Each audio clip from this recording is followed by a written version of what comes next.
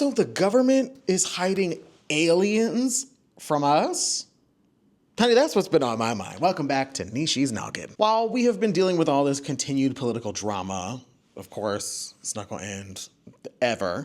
You know, I've been trying to find out what else has been in the news because I've been glued to everything that's politics. So I've been like, you know what, let me try and find something else.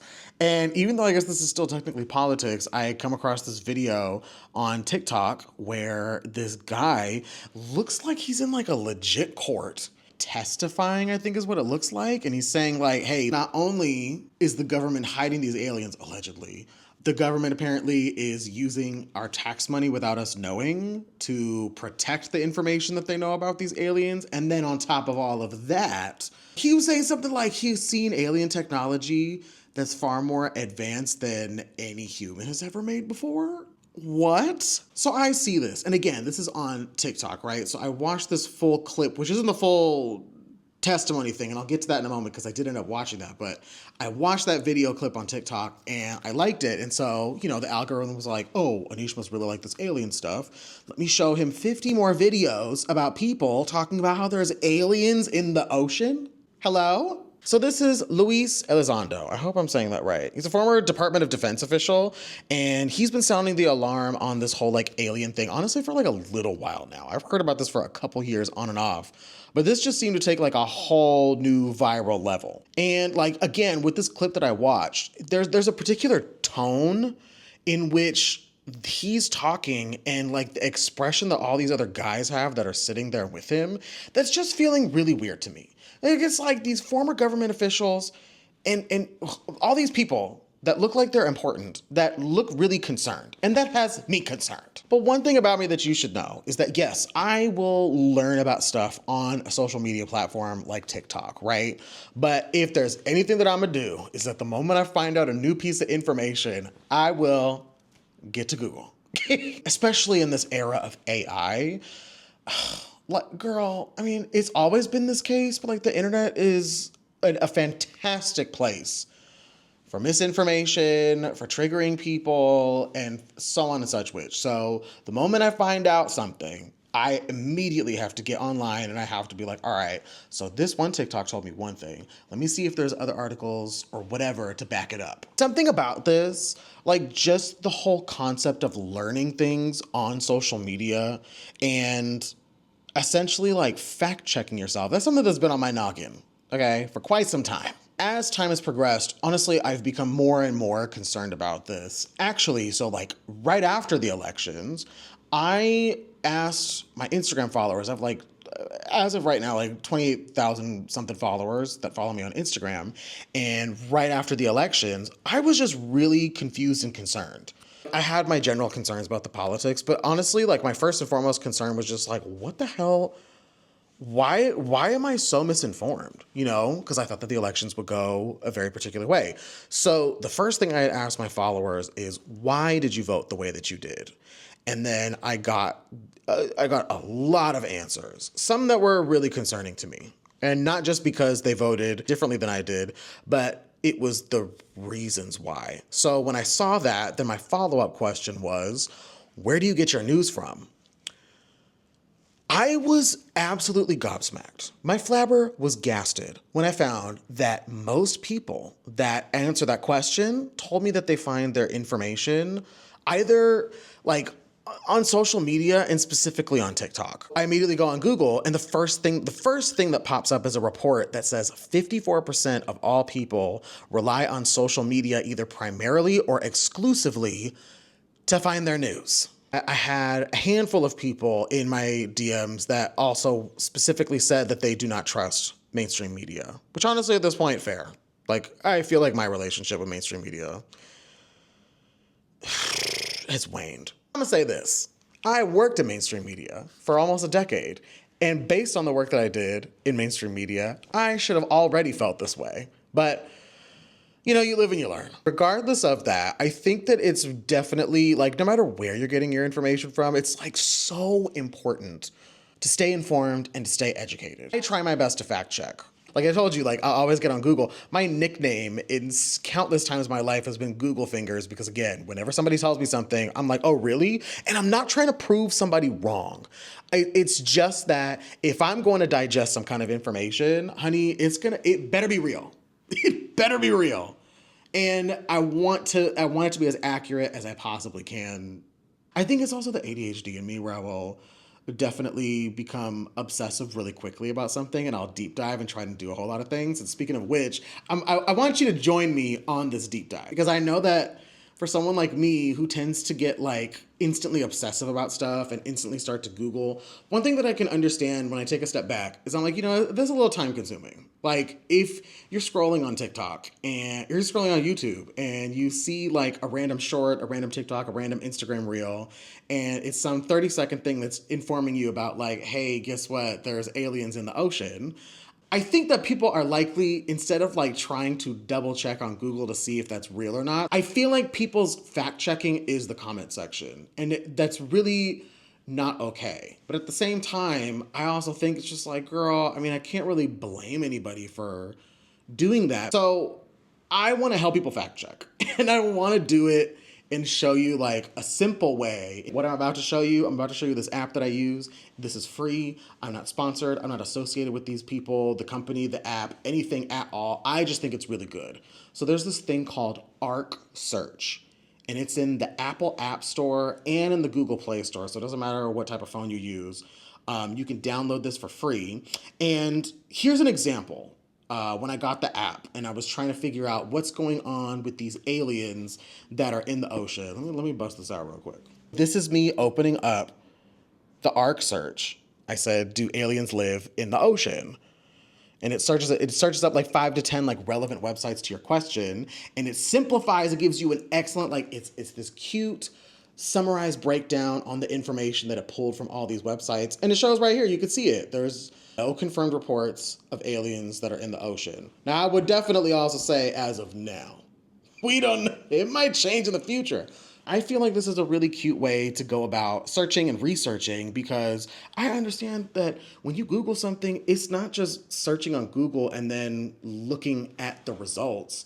Then you have to like click through the articles. Lord knows how many advertisements are on there, how many pop-ups show up for you. There's so many news sources that are now like, girl, you need to subscribe if you want to read the rest of this article. And then even if you don't deal with any of those things, trying to sift through a really long written article to find the information that you want to is time consuming. So this to me is just a fair way to go about it. Because again, back to it, I was seeing some TikToks that were talking about, girl, it's aliens in the ocean. And so even though there's no reports to this, I was like, okay, that's something. Now I want to figure out what was that original video that I saw? What was that original video that was going on in the courts? So then again, I pulled this back up and let's see here. Who recently testified in court that alien tech is in the oceans? So I find out here that there was a congressional hearing on November 13th, which was not that long ago, it was like last week, that several former military and government officials testified about the existence of advanced technologies not made by any known government. That's real. That's crazy. So then you go further into it, and that's where I start to learn a lot more. This is Luis Elizondo, and this is the former Department of Defense official who's been talking about this stuff, and it's like, okay, so there's some truth to this. I'm glad that some of the info that I got from social media is true. It's not as true as I thought, but it's also still terrifying to know that like there's extraterrestrials or whatever the word is. I don't know. They were saying UAPs.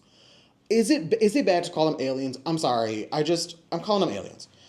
Extraterrestrials, ETs, girl. I don't know.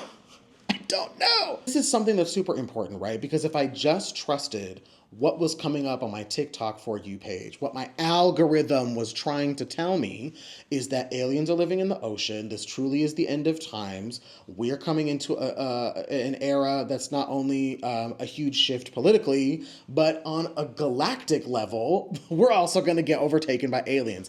That's what my For You page would have had me thinking if I didn't fact check. It's really important to do that. It's so easy to spread in misinformation. I could literally right now record a 15-second clip of me saying, You guys, I lost 200 pounds. I used to weigh 700 pounds. Now I weigh 500 pounds because I ate a block of cheese every day for the past month. My vitals are better than ever before. You should do it too. I could just post that. It's so easy to spread misinformation. It's so easy to do that. It's so difficult to fact check. That's not really something that people are in the habit of. And so I was thinking about that and I was like, wait a minute. I'm going back to what people were saying to me in my DMs on how they no longer trust mainstream media, right? They no longer trust like the traditional news channels. And I'm gonna be honest with you.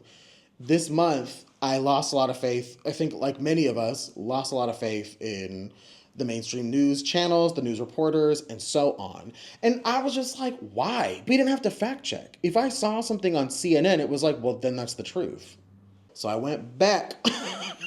ADHD. So what I ended up doing is I started to look on here, right? Like I started to look up and I thought about how people saying that like news stations no longer tell us the facts. So I asked, when did news stations no longer need to be factual? And I asked that question to ArcSearch. So we're looking over these 10 pages. And what was so gaggy to me is that the first thing that pops up is the end of the Fairness Doctrine in 1987. What the heck is the Fairness Doctrine? I don't know what that is. A policy that was introduced by the FCC in 1949. I'm going to tell you something that's really embarrassing. I worked in broadcast media for almost a decade, and we had to study and follow the guidelines that were set by the FCC. The FCC is the Federal Communications Commission. It's like an independent it's an independent federal agency that basically monitors all of like the radio and television broadcasts. We had to be very conscious of the rules that were set by the FCC. So when I'm seeing this, I'm like, what the hell are you people talking about? Fairness Doctrine that was introduced in 1949. Girl, get into this. So the Fairness Doctrine required broadcasters to present balanced coverage of controversial issues of public importance, like an election, like aliens in the ocean, or aliens altogether. This is a policy that was in place for all of it, whether it's a show, whether it's a news broadcast, even in advertising.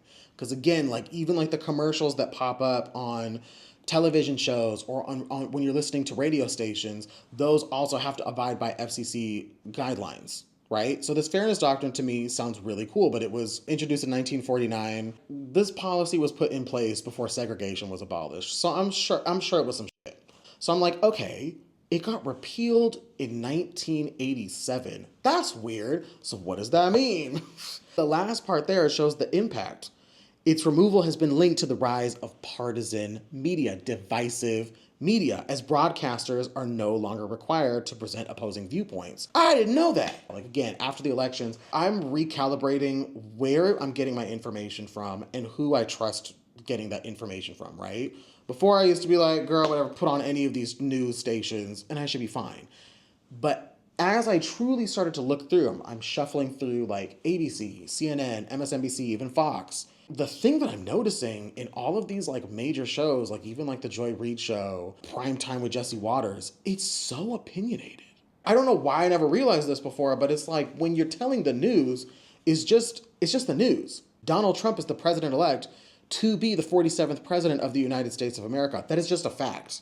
No matter what anybody says or thinks about it, that's just the truth. So why am I getting all this other like sprinkled in information and news associated with that? That's so weird to me. I'm definitely gonna look into this more. And I also wanna thank you for joining me on this ADHD rabbit hole that I just did a deep dive into. Completely spontaneous and out of nowhere. But it's just one of those things that's like, oh wow. I'm gonna be honest with you, I don't feel old that often. I don't feel out of touch that often. But I'm like, holy shit. We really aren't focused on these traditional ways of being informed. It's really social media. It's really podcasts. That report was talking about, it was the 54% of people getting their news from social media. It also said, I think it was like 27% also prefer getting their news from podcasts. Maybe my calling is to be a newscaster. What? I don't know what that was. I'm sorry. I appreciate you joining me on this deep dive. The whole point that I'm trying to make here is I want to encourage you to take a step back and think, yes, we're trying to find new places to get our information from. But we can't just trust these algorithms because these algorithms are trying to tell you what they think you want to know. We still have to take ownership of, hey, you know what? Just because I'm finding some random piece of information on some random social media page that I've never heard of or seen it before, or from a page that I follow, but I don't really know the people that are in charge of this or making this, don't know their backgrounds, don't know that their reasons or anything. It's important for us to still do a little bit of fact checking. And because I know that's time consuming, I hope this method makes it a little bit easier. I hope. I am a content creator, yes, but first and foremost, I'm a human being. I'm genuinely concerned about how much we trust and rely on these algorithms. I don't think that we've remotely scratched the surface on what these algorithms are capable of, and they're already so strong. When it comes to what's valuable in your life, what's up here, honey? The knowledge, your noggin, top tier. One of the most valuable things that you have. It's important. It's sacred. Which reminds me, I gotta take a shower. Use my Beyonce sacred shampoo. If I can convince at least one person to just take a little bit of extra time, even if it's just getting on the ARC search and just asking a simple question, just to be sure that what you are getting informationally is backed up by other sources, I'll feel so much better. Even if just one person that downloads that freaking app and uses it to fact check, that would make me feel so much better. Thank you for joining me on this episode of Neeshi's Noggin, where I share with you what's on my mind. I'll be back next week, honey. But in the meantime, you should like, you should comment, you should subscribe. I hope it started to glow all rainbowy, all gay and stuff. Subscribe. I will be back next week with another episode. It's season 2, baby. We back!